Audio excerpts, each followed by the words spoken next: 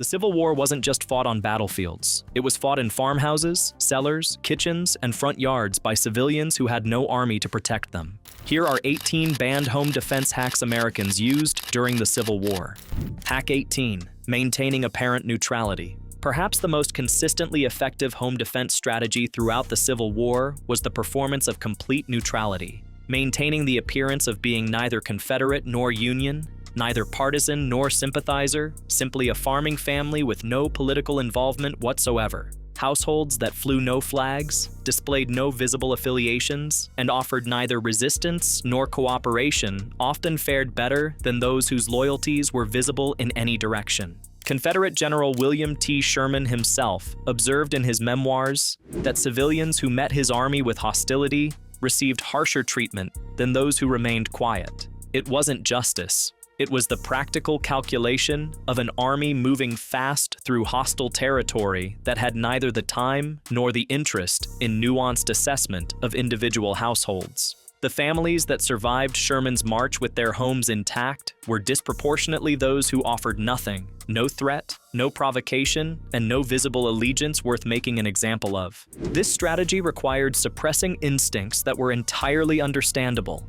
A woman watching soldiers take her food supply, her livestock, and her husband's tools had every reason to argue and resist. The ones who survived the encounter with their homes unburned were often the ones who said nothing and watched it happen. That's not a comfortable fact. It's an accurate one. Neutrality also required managing the behavior of everyone in the household. Children who might blurt out where things were hidden, servants who might inform, neighbors who might give away affiliations under pressure. Maintaining a convincing performance of uninvolvement was a collective effort that had to hold under the stress of armed men searching the property.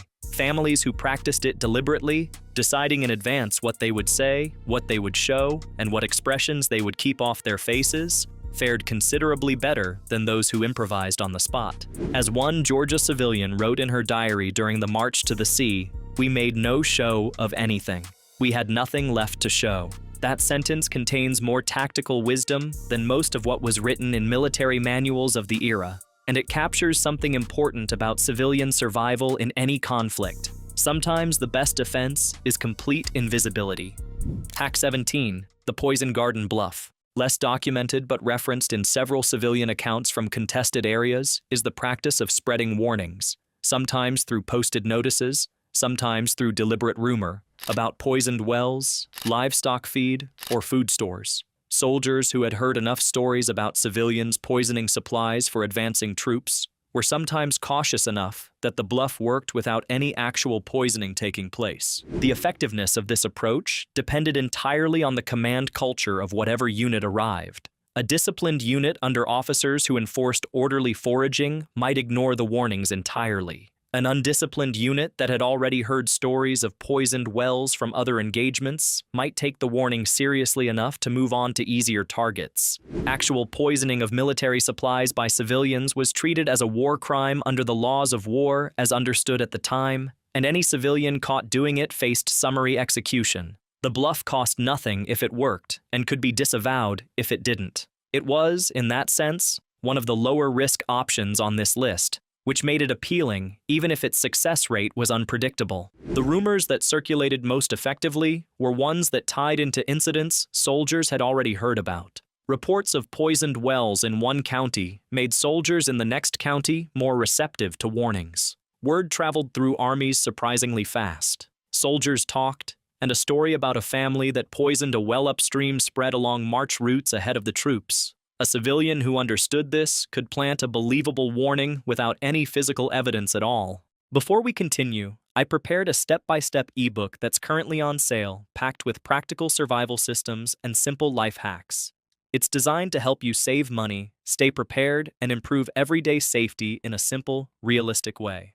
You can access it instantly while the discounted price is still available. You can find the link in the description. Now let's get back to the video. Hack 16. Hiding men in false bottom wagons. Moving people under armed observation required more creativity than moving valuables. False bottom wagons, vehicles with a concealed lower compartment beneath a normal-appearing load of hay, grain, or produce, were used to move Confederate soldiers past Union checkpoints, move Unionist men past Confederate conscription patrols, and had been used for decades before the war to move freedom seekers north through the Underground Railroad. The technique was adapted and extended in every direction during the Civil War years. The false bottom wagon was a specialized piece of construction.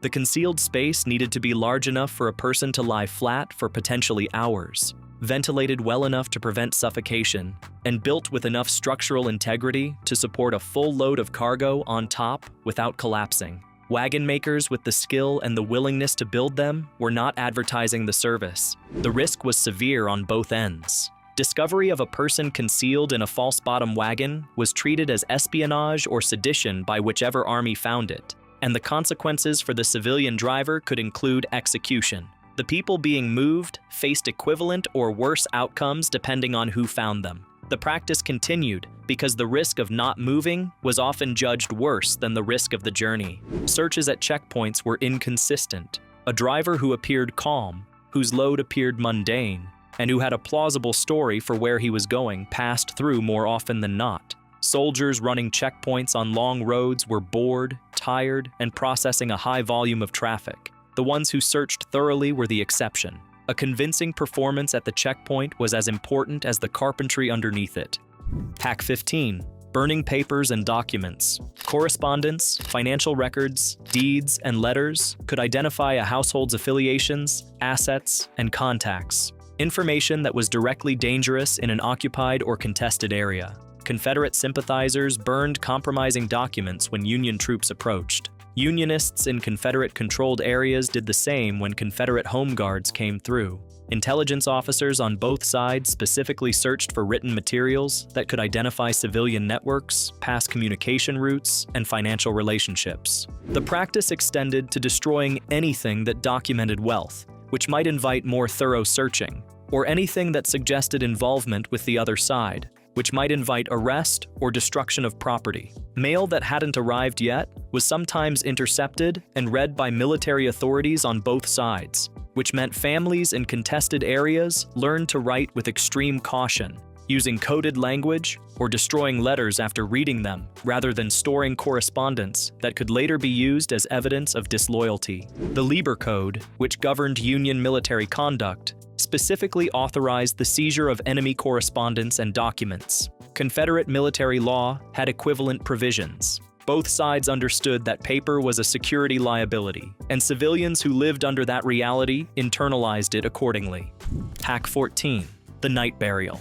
Moving valuables after dark was both practical and psychologically important. Soldiers who weren't on active night patrol generally stayed in camp after sundown. Civilian families who waited until well after midnight to move and bury their most important items reduced the risk of observation significantly. The disturbed ground from a burial was also less visible in darkness and had hours to settle before morning searches. The logistics required planning. Digging a hole large enough for a significant cache of valuables quietly, without lantern light that could be seen from a distance, and then concealing the disturbed earth convincingly was not a simple nighttime task. Families with prior warning, which in some cases was several days, could prepare the burial site in advance, leaving only the final placement of items for the night before troops arrived. Families with no warning, who had only hours, had to manage the full operation in a single night. The obvious limitation was that the same darkness that concealed the burial also concealed anyone approaching the property.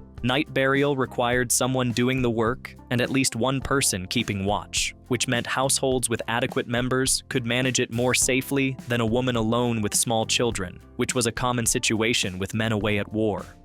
Hack 13. Using women as negotiators. Military law on both sides nominally provided some protection for civilian women. Union soldiers were technically prohibited from directly harming women or stealing from them personally, though the enforcement of that prohibition varied enormously depending on the unit, its officers, and the pressure of the moment. Southern women used that nominal protection deliberately and sometimes effectively, placing themselves between soldiers and whatever they were trying to protect, arguing, negotiating, and in some cases, physically obstructing access. Mary Chestnut, the South Carolina diarist, whose writings are among the most detailed and widely read civilian accounts of the war, documented numerous instances of women using social convention and the soldiers' reluctance to visibly abuse women as a defensive tool. The approach worked more often when officers were present and enforcing order, and failed catastrophically when it didn't. It was an asymmetric negotiation from the start. The woman arguing with an armed soldier had essentially no leverage beyond the soldier's conscience, his officer's orders, and whatever social inhibitions he had arrived with. Some soldiers respected those constraints, others didn't. The women who navigated those encounters successfully typically did so by reading the specific men they were dealing with, rather than by relying on legal protections that existed mostly on paper. What made this approach genuinely tactical, rather than merely desperate, was that it was often combined with other methods. A woman arguing at the front door created time and distraction, while someone else moved things through the back. The confrontation itself was the cover operation. That takes a particular kind of composure that was not universally available, but was more common than might be expected among people who had already lived through years of war.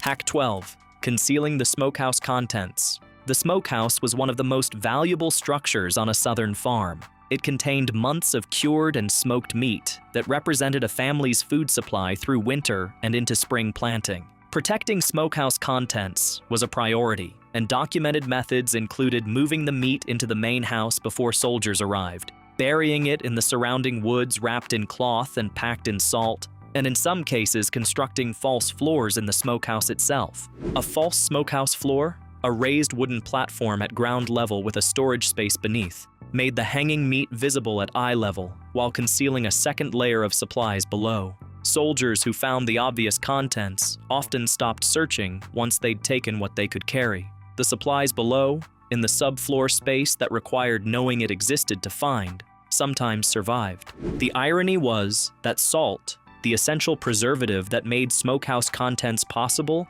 was itself desperately scarce in the Confederacy after Union blockades cut off salt importation. Confederate salt production had centered in sites like the Saltville, Virginia Works, but these were inadequate for the Confederacy's needs and subject to Union raids. Families protecting their smoked meat were protecting not just food, but the irreplaceable preservative that made storing food possible at all. Salt that had been used to cure meat already in the smokehouse was, in a sense, already spent, but the meat it had produced was valuable enough to be worth elaborate protection.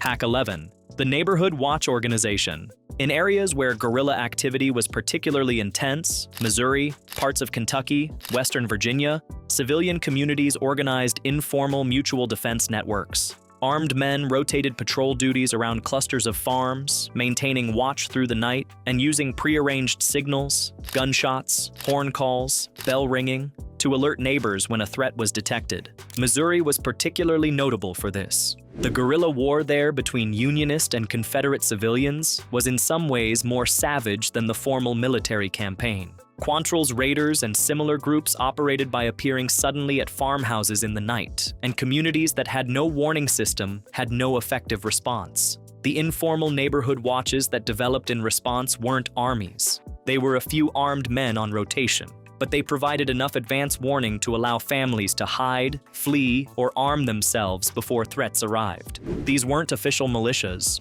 They operated entirely outside any military structure and were expressly illegal under various military orders on both sides. They persisted anyway, because the alternative was each family defending itself alone against organized armed groups, which was a worse option.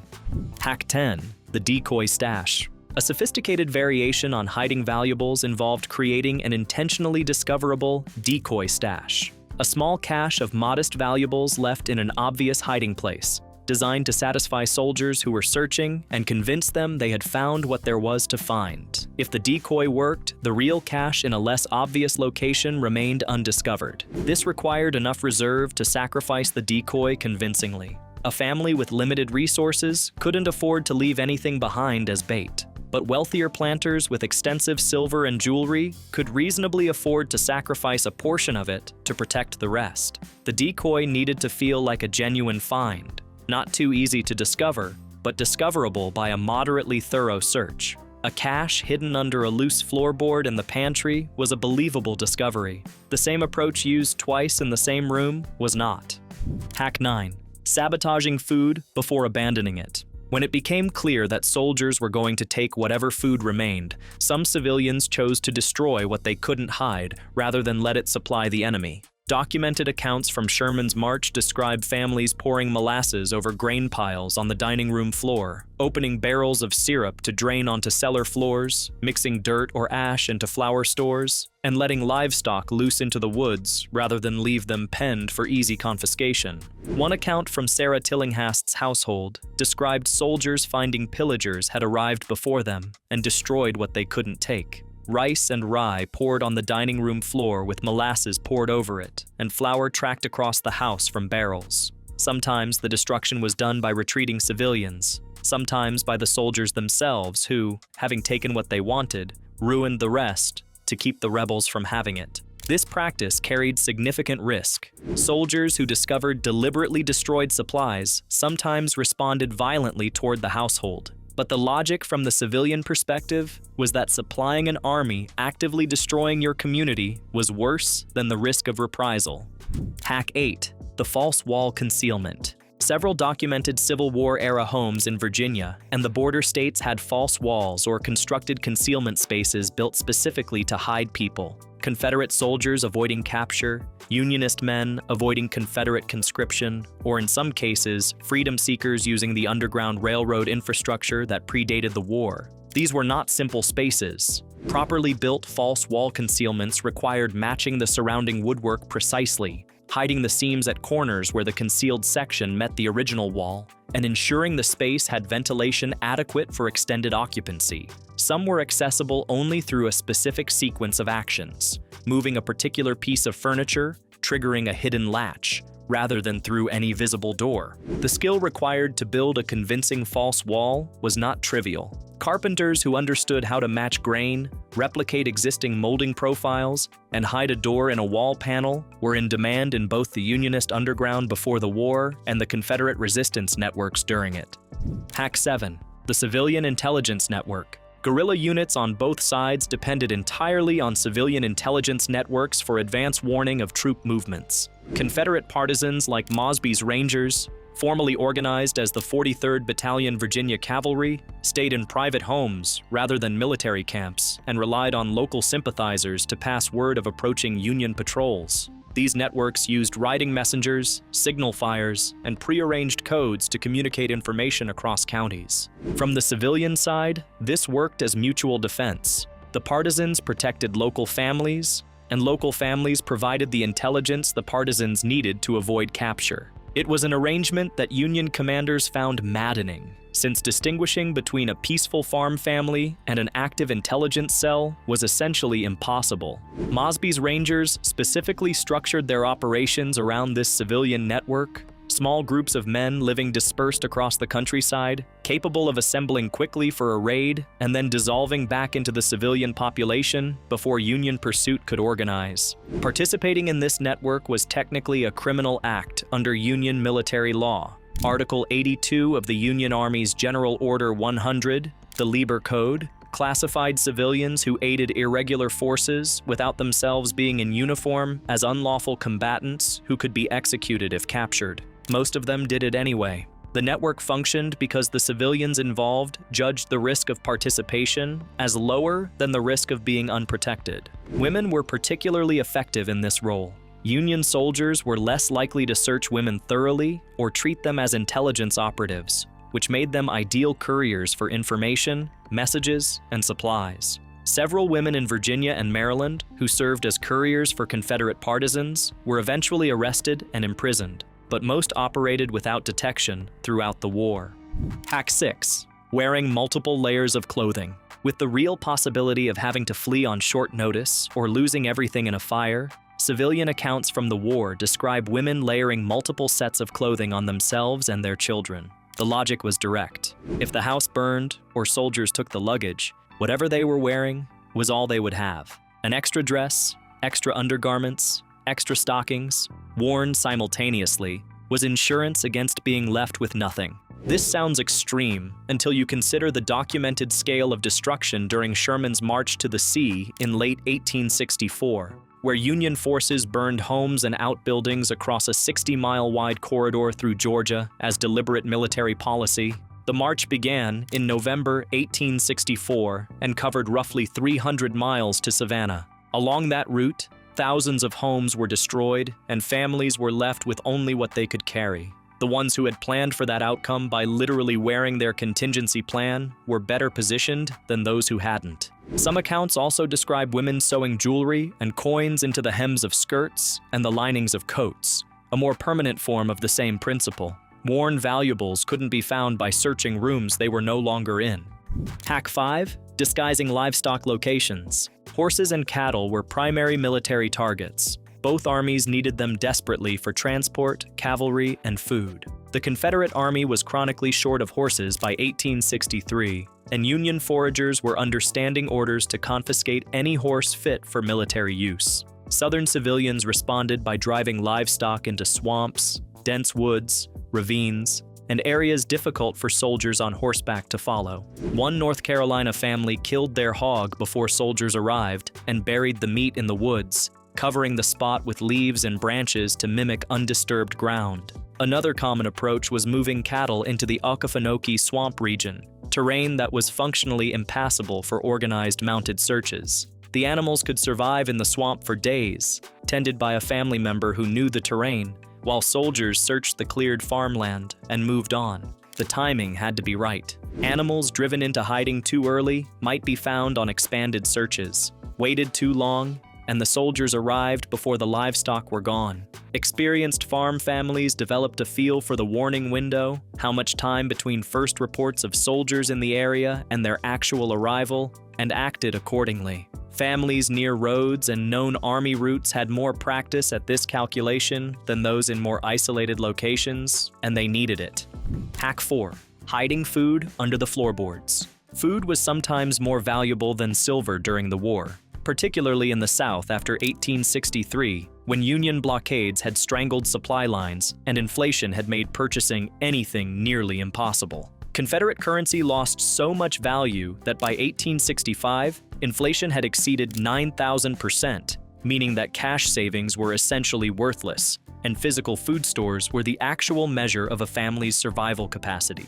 One documented technique was concealing cured meat, preserved vegetables, and grain beneath floorboards or between floor joists. Dolly Sumner Lunt, a Georgia plantation owner who kept a detailed diary during Sherman's march, recorded hiding meat under her bed, a straightforward approach that sometimes worked when soldiers were moving fast and didn't search every room with equal thoroughness. The challenge with hiding food was its bulk. A few pounds of silver could go in a pillowcase and fit in a chimney hollow. 2 months of meat, grain, and preserved vegetables required substantial hidden volume. Families with root cellars had a natural advantage. The cellar itself could be concealed behind a false wall or buried entrance, hiding not just a few valuables, but an entire winter food supply.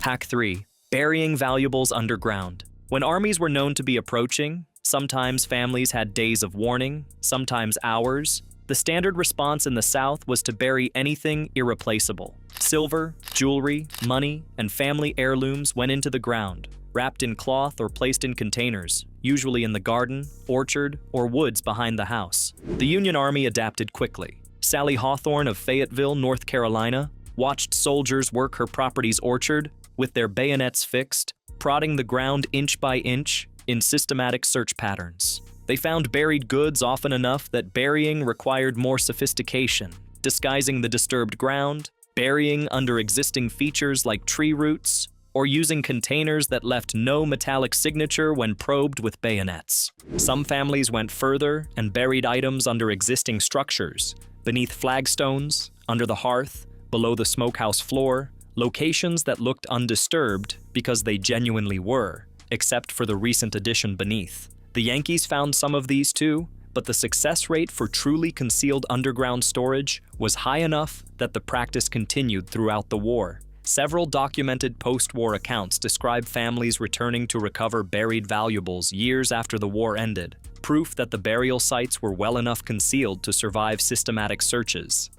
Hack 2. The trapdoor cellar. Secret trapdoors leading to concealed cellar spaces were documented across the South throughout the war. The Belgrove House in Paris, Virginia, used as a safe house for Mosby's Rangers, had a 3-foot cellar beneath the dining room, accessed by a trapdoor hidden under a rug. From that cellar, a small exterior door concealed by a stack of firewood allowed escape without being seen from the main approach. This wasn't Hollywood set dressing. These were functional emergency exits that gave families and their guests a way to disappear before soldiers reached the house. The Union Army became well aware of the practice and began systematic floor-tapping searches in suspicious homes, which, in turn, led civilians to develop better concealment. Some cellar trap doors were disguised under furniture that appeared too heavy to move easily, relying on soldiers' reluctance to do unnecessary physical labor during a rapid search. Virginia T. Edmonds documented one such escape in her diary,